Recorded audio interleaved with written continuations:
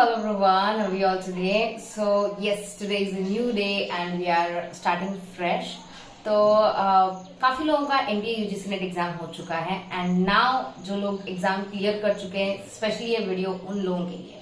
अब ध्यान से सुनिएगा, सबसे बड़ी प्रॉब्लम बच्चों को आती है after clearing their NET examination, how to enroll for a PhD. तो आज हम यही डिस्कस करेंगे that how to enroll for PhD। Okay, अब प्लीज ध्यान से सुनिएगा दो चीजें।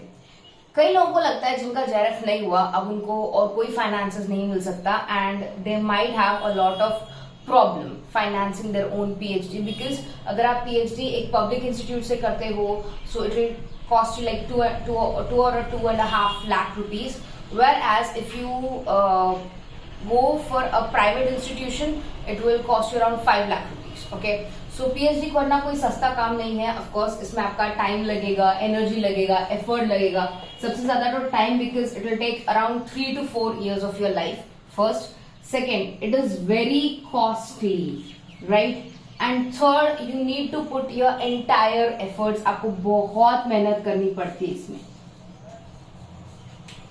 राइट? तो ये कोई आसान काम नहीं है जो कोई भी इंसान इजीली एक साल में कर लेगा या एग्जाम क्लियर कर लेगा। No, it takes your time, your money and your efforts. Okay, so इसके लिए I have certain examples for you जो आप ऑनलाइन खुद भी सर्च कर सकते हो और मैं भी आपको गाइड कर सकती हूँ। अगर आपका जेआरएफ क्लियर नहीं भी हुआ, if you could not clear your JRF, don't worry, don't get sad. There are other fellowships that could help you financially, not up to JRF level, but still, yes, there are certain institutes who will pay you around 10,000 per month to certain times it goes for 85,000 per month, and I'm not kidding here, मैं कोई मजाक नहीं कर रही। yes, so you can get 10,000 per month to 85,000 per month of stipend depending upon what are the university you are going to choose। तो जिसको भी ऐसा लगता है कि ये सिर्फ फेक वीडियो है, no it is not, I can prove it to you. Okay, अब अगर सपोज आप किसी भी यूनिवर्सिटी में पीएचडी कर रहे हैं, the best way to start to search for a good PhD and a good fellowship amount is go to the website. तो सबसे पहले आपको क्या करना है, आपको वेबसाइट पे जाना है। ओके, और वेबसाइट पे जाके आपको सर्च करना है रिसर्च प्रोग्राम्स या पीएचडी प्रोग्राम्स। अब जो भी मैं बोल रही हूँ मैं यहाँ पे नोट डाउन कर दूंगी सो दैट वो आपके लिए इजी हो जाए। But yes, there are certain institutes which will give you 10,000 और 85,000 अमाउंट ऑफ स्कॉलरशिप, या स्कॉलरशिप नहीं बोल सकती, fellowship. The amount should be in between 10,000 to 85,000 per month for the entire 3 years of your what do you say PhD और 4 years of your PhD, जब तक आपका PhD खत्म नहीं हो जाता, राइट? सो कैसे ढूंढते हैं, let's get started. So the first thing you need to do is you need to choose a university. But university को चूज करने से पहले देयर आर 2-3 थिंग्स जो आपको समझनी चाहिए। द फर्स्ट वन, आपकी पहली प्रायोरिटी, अगर आप पीएचडी के लिए बहुत ही ज्यादा सीरियस हैं और आप अपना यू कैन से सब कुछ, सारा टाइम, एफर्ट, मनी लगाना चाहते हैं, ठीक है, the best university for you would be central university. सबसे पहले आप सेंट्रल यूनिवर्सिटी में ट्राई कीजिए, राइट? अगर सेंट्रल यूनिवर्सिटी में पॉसिबल नहीं होता, then move towards state universities और public universities, right? And the last priority of you should be private universities.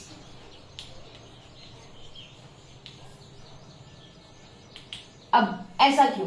Central university का रेपुटेशन सबसे ज्यादा होता है अगर आपने सेंट्रल यूनिवर्सिटी से पीएचडी किया है। End of course very very very important, मैं एक स्टार लगा देती हूँ, do regular PhD. Regular PhD बहुत ही इंपॉर्टेंट है। आप please part time PhD, distance PhD मत कीजिए, रेगुलर पीएचडी कीजिए। बिकॉज जो भी आपका प्रमोशन होगा from assistant professor to associate professor to professor and professor to head of department, the first basic criteria of that would be regular PhD. आप online कोई भी नोटिफिकेशन डाउनलोड कर लीजिए जो कि प्रमोशन से रिलेटेड है या एसोसिएट प्रोफेसर के रिक्रूटमेंट से रिलेटेड है या प्रोफेसर के रिक्रूटमेंट से रिलेटेड है, वहां पर सबसे पहला बेसिक रिक्वायरमेंट होता है रेगुलर पीएचडी। ठीक है, तो ट्राई कीजिए to do regular PhD rather than going for irregular PhD, part-time PhD और open like distance PhD. Don't go for that. Okay, वो आपको उतना वैल्यू नहीं देगा। Regular PhD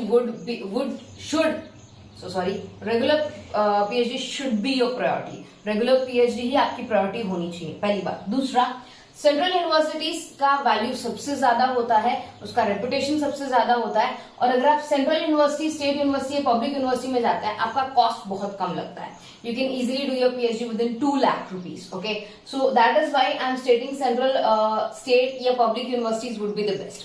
But of course, अगर आपके पास ऑप्शन नहीं है, right, then you can go for private universities. Private universities are a bit expensive, right? ये आपका काम बड़ा आसान करती है। Yes, वहां पर काफी सारे लोग आपको गाइड कर देते हैं, but private universities are a bit expensive as compared to central universities and state universities. So I would ask you especially to go for central universities or state universities for PhD rather than going for private universities for PhD. Okay, and one more important thing, always try to join a regular PhD program. Don't go for a part-time PhD program or a distance PhD program. Try to get a regular PhD. इसकी value बहुत अलग होगी। Okay, let's go to the next point. अब जब आप decide कर चुके हैं कि आपको सेंट्रल यूनिवर्सिटी में जाना है, स्टेट यूनिवर्सिटी में जाना है, प्राइवेट यूनिवर्सिटी में जाना है, the next thing is to choose the correct university, right? तो सबसे पहले आप क्या करोगे, जिस भी यूनिवर्सिटी में आप पीएचडी करने की सोच रहे हैं, आप डिसाइड नहीं किया आपने, अभी सोच रहे हैं, प्लानिंग कर रहे हैं, तो सबसे पहले you need to go to their official website.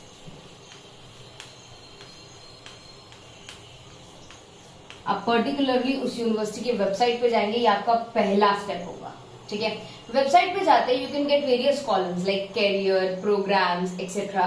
काफी जगह पे प्रोग्राम्स में आपको मिल जाएगा पीएचडी, काफी जगह पे रिसर्च में मिल जाएगा, काफी जगह पे फेलोशिप में मिल जाएगा। तो ट्राई कीजिए ढूंढना रिसर्च इन दैट या रेगुलर प्रोग्राम्स या पोस्ट ग्रेजुएट प्रोग्राम्स। इन सब प्रोग्राम्स में आपको एक कॉलम मिलेगा जहां पर लिखा होगा पीएचडी। ठीक है, तो ऑफकोर्स सबसे पहले आपको क्या करना है, ऑफिशियल वेबसाइट पे जाना है। ऑफिशियल वेबसाइट पे जाने के बाद रिसर्च सर्च करना है, राइट? वहीं पर बहुत सारे ऑप्शंस होते हैं, लाइक कैरियर ऑप्शंस है, प्रोग्राम्स है, वैसा। और रिसर्च में आपको पीएचडी मिल जाएगा या प्रोग्राम्स में आपको मिल जाएगा। आपको एक बार चेकआउट करना पड़ेगा, बिकॉज हर एक यूनिवर्सिटी की वेबसाइट का जो स्ट्रक्चर होता है वो अलग होता है। ठीक है, once you have gone to research PhD you will get various options। अब वहां पर या तो आपको एक नोटिफिकेशन मिल जाएगा, कंप्लीट नोटिफिकेशन, या आपको डिटेल्स मिल जाएंगे, राइट?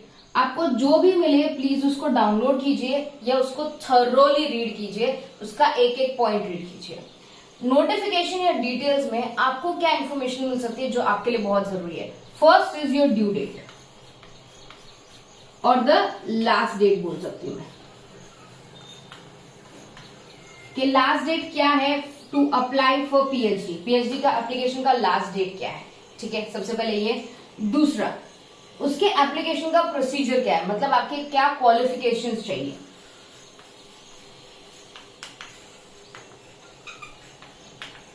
राइट? कुछ लोग ऐसा कहते हैं कि भाई हमें नेट क्लियर कैंडिडेट चाहिए, कुछ लोग स्पेसिफाई कर देते हैं कि हाँ हम सिर्फ जेआरएफ होल्डर्स को ही एंटरटेन करेंगे, कुछ लोग बोल देते हैं कि भाई हमारा इंटरनल एग्जाम है, हमारा इंटरनल एग्जाम इस दिन को है, आप ये दिन एग्जाम ले सकते हैं। So it will totally depend upon the university you are applying for. तो qualification will differ from one particular university to other particular university. तो इट्स बेटर आप सोचें, समझें, अच्छे से पढ़ें और पता करें ड्यू डेट क्या है या लास्ट डेट क्या है फॉर एप्लीकेशन। सेकेंड, क्वालिफिकेशंस क्या क्या है, क्या वो नेट मांग रहे हैं, जेआरएफ मांग रहे हैं etcetera. Third, what is the fellowship they are ready to offer. काफी यूनिवर्सिटी क्लियरली बोल देते हैं कि हम मंथली इतना फेलोशिप देने को तैयार है।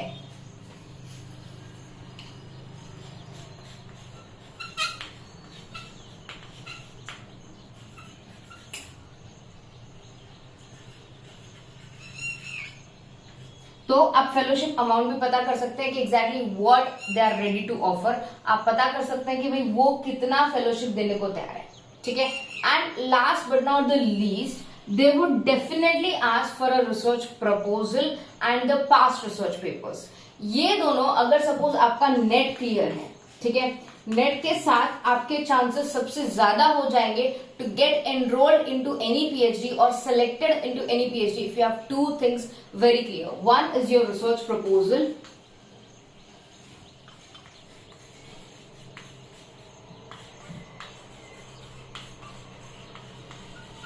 and the second one is your research papers।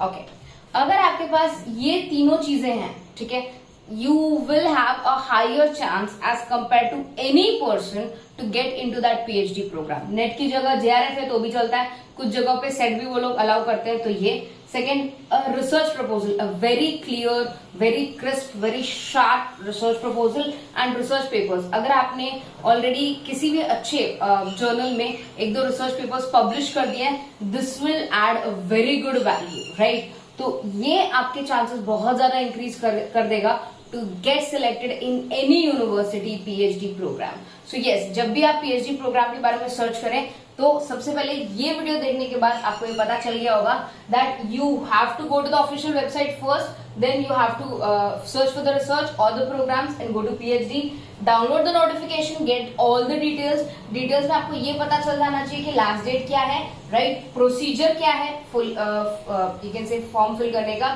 Qualifications क्या क्या मांगी है और फेलोशिप अमाउंट कितना देने को तैयार है। और हाँ, काफी नोटिफिकेशन में आपको सीधा वो क्लियर कर देंगे कि भाई उन्हें नेट क्लियर कैंडिडेट चाहिए या JRF क्लियर कैंडिडेट चाहिए and they need a clear research proposal. So अगर आप ये सारी चीजों को ध्यान में रख के करेंगे, you will have better chance in your PhD। अब ये एक सिर्फ एक इंट्रोडक्शन वीडियो था, इसके आगे भी क्या करना है मैं आपको वो भी बताऊंगी, डोंट वरी। सो अभी के लिए आप ये काम कर सकते हैं to start your PhD journey, okay.